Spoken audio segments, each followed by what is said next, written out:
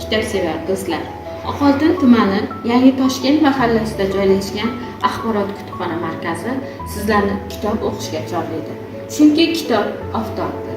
Zaminni, ona tabiatni oftob isitsa, odam qalbini kitob ilitadi. Nafaqat ilitadi, balki yoritadi, nurlantiradi.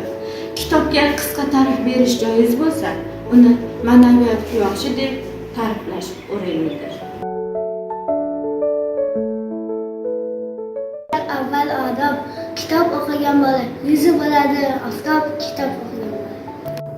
Hurmat qilar kattani, kichiklar jon va tanni, bajaradi va'dani, kitob o'qigan bola. So'zlari serma'no, yurish-turishi a'lo, olar faqat 5 baho, kitob o'qigan bola. O'zligin anglay bilar, kitobni do'st bilganlar.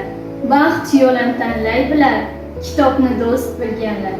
Ko'zga surtar tuprog'in, suyar gulu yaprog'in, qavjiratmas chorbog'in, kitobni do'st bilganlar.